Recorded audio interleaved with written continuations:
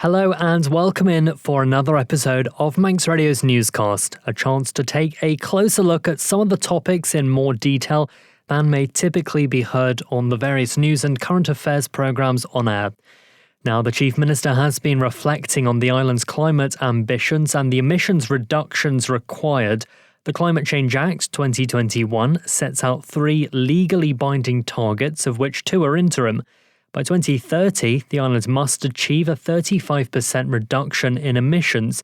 However, Alfred Cannan recently said if the island did not meet this target, it would be very close. I sat down with Mr. Cannan to try and understand what implications this could have. You said in relation to the 2030 interim climate target that we are just about on track, but it's becoming increasingly tight. And then you later mentioned if the Isle of Man isn't at 35% reduction in its emissions by 2030, it'll be very close to it. Is very close good enough? Before I just talk about the specific targets, Christian, I think it is worth reminding ourselves the benefits to the island go beyond just targets. We get cost benefits in terms of cheaper energy.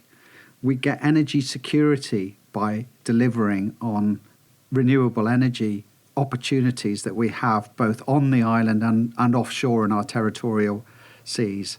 And of course, we get economic security and energy security from pursuing these opportunities. So attached to all these targets and the 35% that we've got now in stone for 2030, there are significant benefits for every individual on the island. But yes, it is tight because delivering on this type of technology, particularly because energy and energy delivery is right at the heart, at the core of these targets, does take considerable time. There is lots of considerations in terms of putting together the policy, the process, the statutory procedures that need to be followed, and of course any lawful interventions that come from third parties when these types of operations and plans are being brought forward to operational delivery. I recognise and can see that some of those challenges are emerging, but nevertheless, I still believe that we can deliver on this target and that fundamentally this decarbonisation of our electricity supply, which really lies at the heart of achieving that target, can be done by 2030. Okay, out of all the targets, interim or not, how many of them are actually in law? So we've got 3 in law, effectively. The 2050 net zero target, but we've got a reduction of 35% by 2030 and 45% by 2035. So when you said if the Isle of Man doesn't meet its 2030 target, it'll be very close to that, does that mean the Isle of Man government could be in danger of being in breach of its own laws? Well, I think the important thing is that we need to keep on top of this and we need to keep working at it. And that's why we set up an energy policy board. The Council of Ministers set up an energy policy board so that we drew out a lot of this activity, which can be across the departments. The Department of Infrastructure, for example, is very concerned with the delivery of the offshore wind farm and the progress that is being made. If the target is not met, though, what happens? Well, there's nothing in law to say there is any penalty attached to this. So effectively, it's a bit like Scotland has missed its latest climate change targets. It becomes effectively a matter just of reputational damage, I suppose, of a government who set targets and not met those. I want to come back to the reputational damage that you just spoke about, and obviously the Isle of Man is a UNESCO biosphere. Your manifesto says the words climate change 10 times, so it features very heavily throughout. If you were still the Chief Minister in 2030 and this target isn't met, would you see that as a serious failure and reconsider your position? We will be very close if we haven't already met this target. I think that is clear to me in terms of the position that we are currently in at the moment.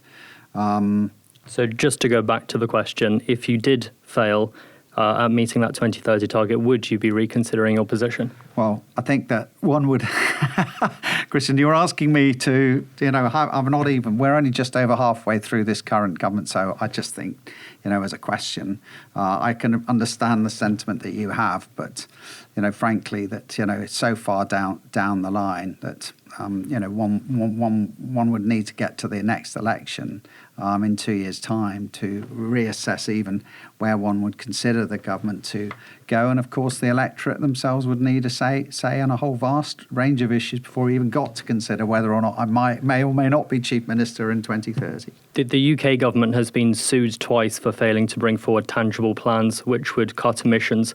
Could that be a realistic expectation for the Isle of Man government to be sued if it starts getting too close for comfort? Probably not technically qualified enough to answer that question specifically. What I would say is that, we've made responsible commitments, partly in line with our responsible government responding to the threats and challenges that are recognised now across the international community in terms of climate change, but also because we recognise that actually delivering on those targets will create more opportunity locally for cheaper electricity, for energy security, and for creation of additional economic benefits in terms of jobs, infrastructure, and new technologies. And I think at the heart of it, irrespective of your overall views on climate change, if you consider that you're going to get those three key benefits from delivering on this in terms of our renewable energy commitments in particular, and as I say, Christian, why am I talking about renewable energy the whole time? Because actually it's really at the heart of delivering on that 35% target, but also you decarbonise your electricity supply, you basically start to unlock the rest of the opportunities that we need to unlock in order to deliver on the greater net zero targets that we have for 2050 and also the other interim target in 2035. In comparison to all other emissions reductions measures, electricity decarbonisation is the largest, making up for about 68% of the whole decarbonisation by 2030 plan. That relies very heavily on the second interconnector being in place. Do you think there's too much reliance on that?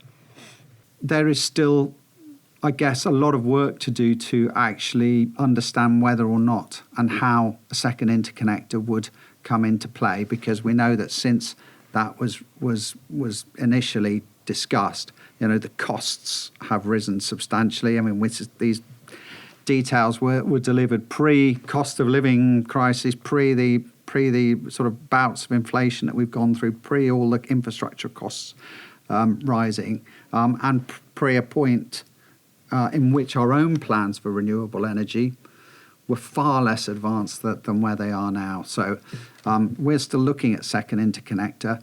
I don't think it necessarily is the be-all and end-all when it comes to delivering our future decarbonisation commitments. Without that in place and assuming that all the other targets were met, the Isle of Man would only be 11% decarbonised, which isn't even a third of the target. And the MUA says it's still carrying out a feasibility study on the second interconnector. Do you know anything about that feasibility study?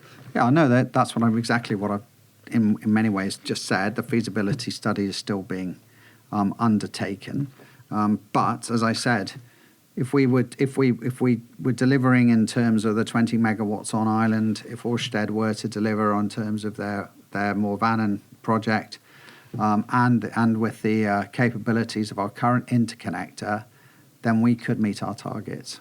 Do you know how much the second interconnector could cost based on rough figures that the MUA are suggesting based on this feasibility study?